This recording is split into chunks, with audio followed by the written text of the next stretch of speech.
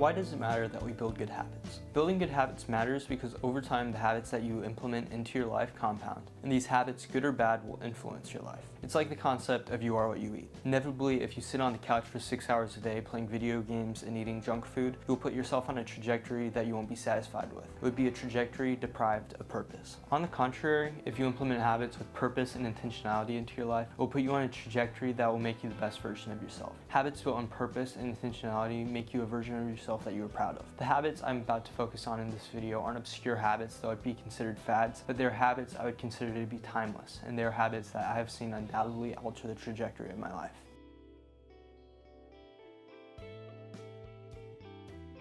What is a baseline? It is a minimum or starting point that is used for comparison. For example, here's my baseline. Fix my bed, maintain a clean room, complete workouts that are expected in lifting/running split, get dressed and ready for the day, learn something/read something, get some fresh air, write something. These tasks I have set as my baseline are incredibly simple. These tasks are tasks that most people do without even thinking. So why is it so important to set a baseline? It's important because it helps you to acknowledge the tasks that you should be doing every day so that you don't neglect them. When you have your baseline tasks laid out in front of you, you have no excuse to neglect them. A baseline will hold you accountable and build consistency. So how should you go about setting your baseline? When you create a baseline, it should consist of a handful of basic, simple tasks, like fixing your bed and keeping your room clean. But you should also include 1 to 2 tasks that challenge you. These tasks could be as simple as going on a walk or reading a book, as long as these hard tasks are tasks that utilize progressive overload, meaning that your task requires a gradual increase of volume, intensity, or frequency to achieve the targeted goal, you'll consistently make progress. Once these harder tasks start to feel like basic, manageable tasks, then add another more challenging task to raise your baseline.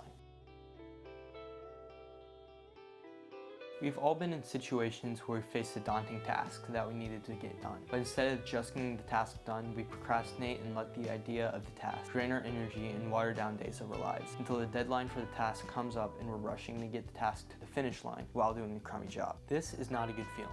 It is made worse with the knowledge of our competency for the task, as well as being able to recognize the task's potential. No one wants to be in this situation, so that's why it's important to complete your hardest task first every day. This habit sounds easier said than done, but once you commit to it, you realize that constantly having a task that needs to be finished is worse than actually just doing the work. Along with looking through it through the logical lens of it giving you more time, it also gives you more perspective on the rest of your day. It makes you realize that the things that you are normally challenged with aren't that big of a deal. It's like one of my favorite quotes by Mark Twain. If it's your job to eat a frog, it's best to do it first thing in the morning. And if it's your job to eat 2 frogs, it's best to eat the biggest one first.